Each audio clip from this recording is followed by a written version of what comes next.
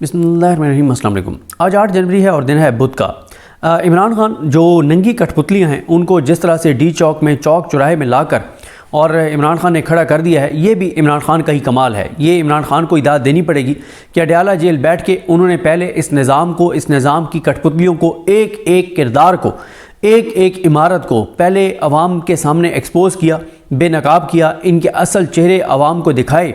और अब इमरान खान इस नंगे निज़ाम को मज़ीद गंदा कर रहा है, इमरान खान मज़ीद एक्सपोज कर रहा है और चौक और चौराहे में ले आया है।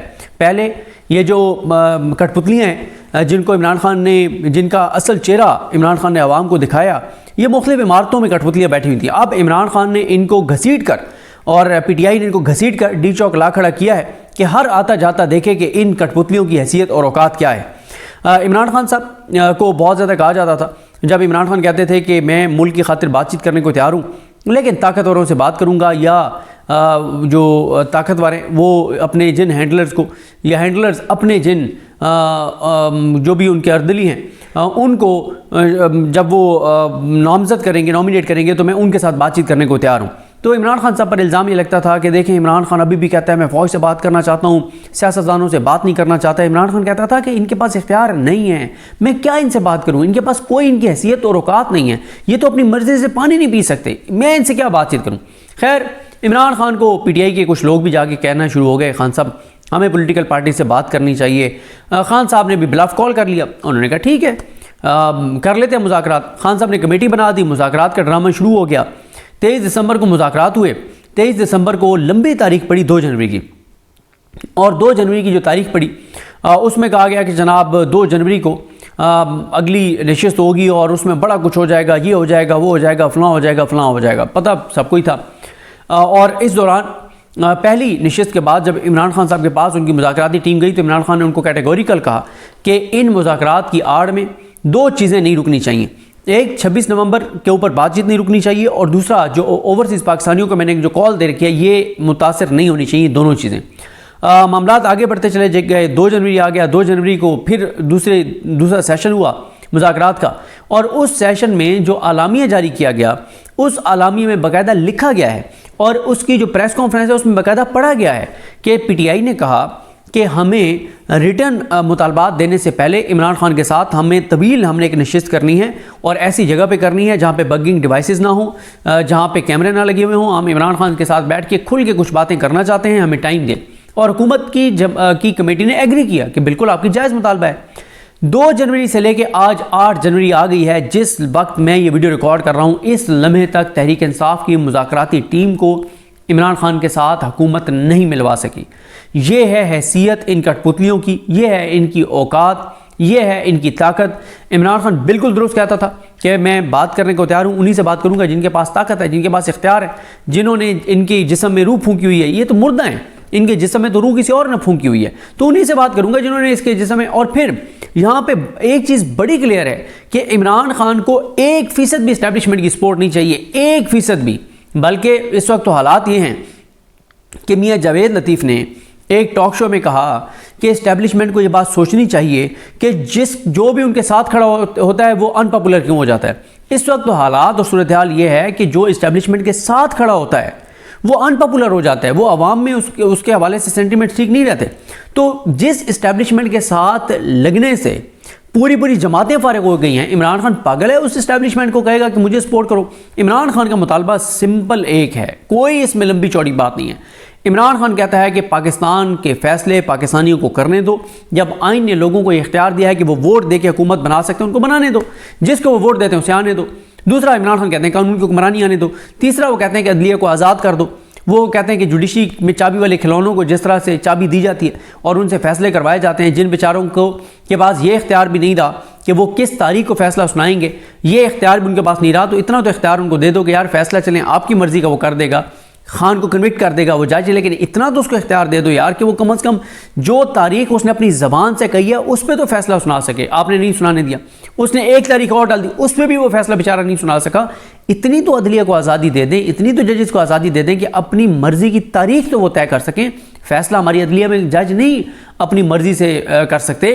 ये अक्सरियत की बात कर रहा हूँ। अदलिया में यानी मैं सुप्रीम कोर्ट के नाम ले देता हूँ, जो अपने हलफ से वफा करने वाले जजेस मौजूद हैं, और जो इस्लामाबादी कोर्ट में, लाहौर कोर्ट क्योंकि मैं कवर नहीं करता, वहाँ पे भी जजेस हैं, लेकिन सुप्रीम कोर्ट ऑफ पाकिस्तान में मंसूर अली शाह साहब हैं, मुनीब अख्तर साहब हैं, अतर मिनल्ला साहब हैं, आयशा मलिक साहब हैं, और अकील अब्बासी साहब हैं, मलिक शहजाद अहमद ख़ान साहब हैं, इरफान साहब हैं, और अभी ये आइनी बेंच वाले तो अभी तक कोई एक आइनी बेंच का किसी एक जज का कोई एक ऐसा फैसला नहीं है जिस पे आप कह सकें कि वो अपने आप उनको इस कैटेगरी में कम से कम डाल सकें। मेरे नज़दीक तो कोई ऐसा जज नहीं है सिवाय आयशा मलिक साहबा के, वो आइनी बेंच का में उनको ज़रूर रखा गया था लेकिन अब उनको नहीं बिठाया जाता।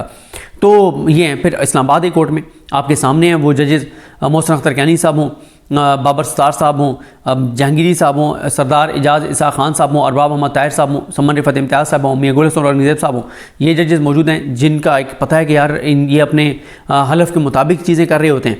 तो बाकी सारी सूरत हाल आपके सामने।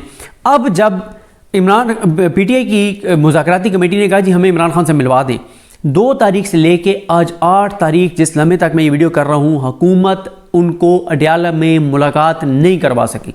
और अडयाला किसके ज़ेरे इंतज़ाम है? पंजाब हुकूमत, मरीम नवाज़, और ज़ाहिर है इस्लामाबाद का भी एक तरह से वो है क्योंकि इमरान खान साहब जो हैं वज़ारत दाखिला भी कर सकती है।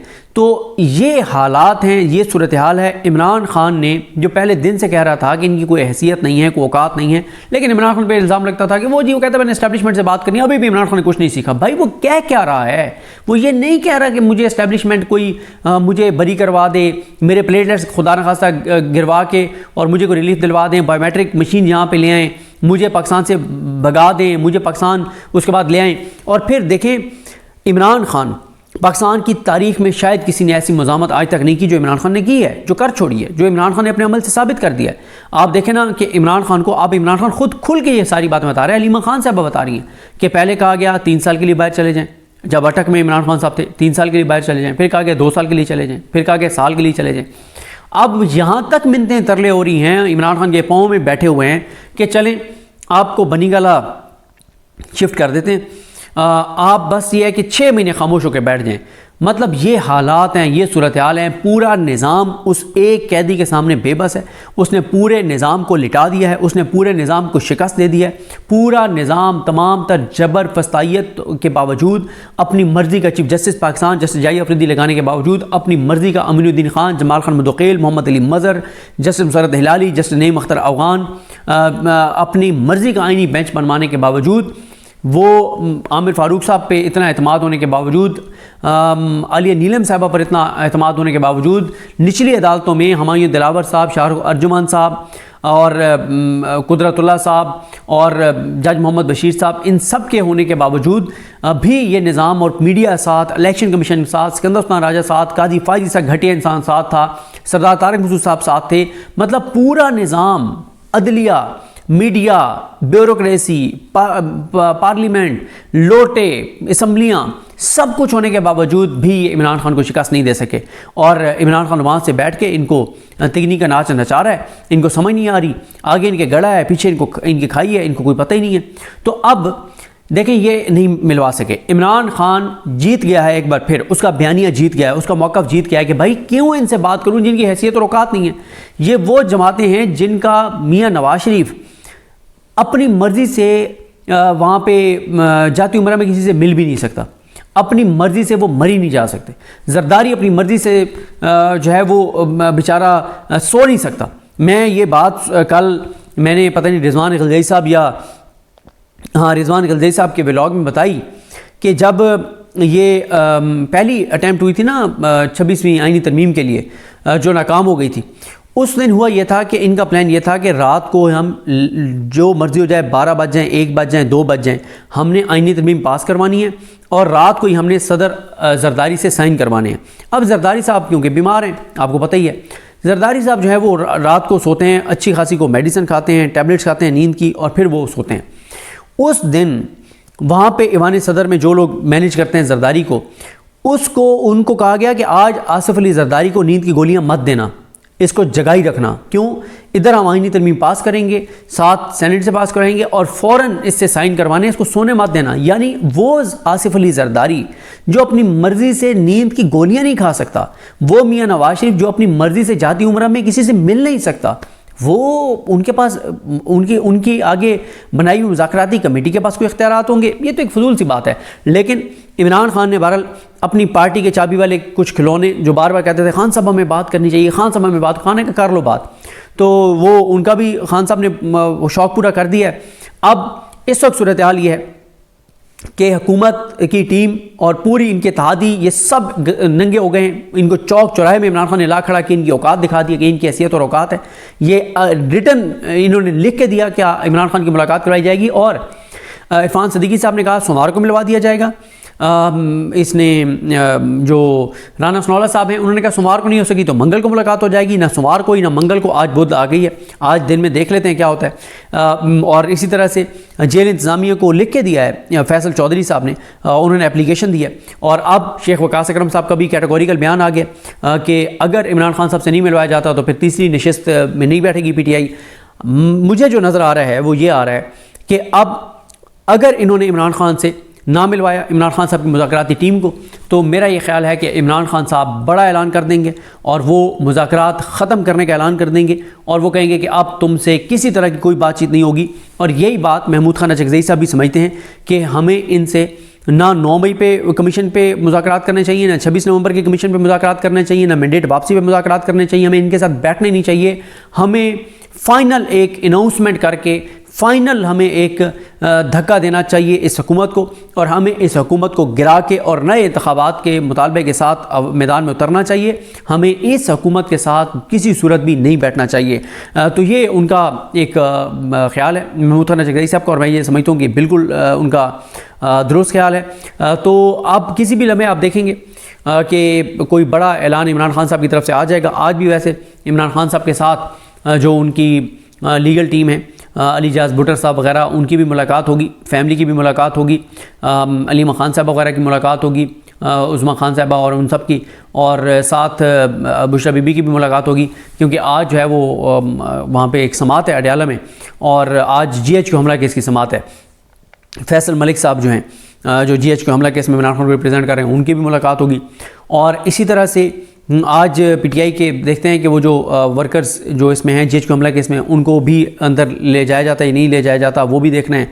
और साथ ही टाइम इस हुकूमत के लिए बड़ा मुश्किल है क्योंकि आज 8 तारीख हो गई है और 13 को अब नासिर जावेद राना साहब ने वो फ़ैसला सुनाना है जो अल कादिर का, अगर उनको इजाज़त मिल गई तो ये एक अलग चीज़ है कि वो फ़ैसला क्या होगा, वो सुनाते भी हैं या नहीं सुनाते। लेकिन ये इस वक्त सूरत हाल है। PTI ने मैं समझता हूँ बहुत ज़बरदस्त इस हुकूमत के ऊपर वार किया है और बड़ा ज़बरदस्त इनको फंसाया है और इन नंगी कठपुतलियों को चौक चौराहे में और D चौक पर ला खड़ा किया है और पूरे पाकिस्तान को कहा है कि इनको देख लो, ये इनकी हैसियत और ये उनकी औकात है। और अब इमरान खान की तरफ से मैं ये समझता हूँ कि बड़ा ऐलान आने वाला है। इस मुज़ाकरात का इख्तिताम और इस मुज़ाकरात के ख़ात्मे का ऐलान इमरान खान साहब कर सकते हैं। लेकिन देखते हैं कि चीज़ें कैसे आगे बढ़ती हैं। मुझे अपनी दुआ में याद रखें। अल्लाह करीम हम सब का हामी नासर हो। अल्लाह हाफ़िज़।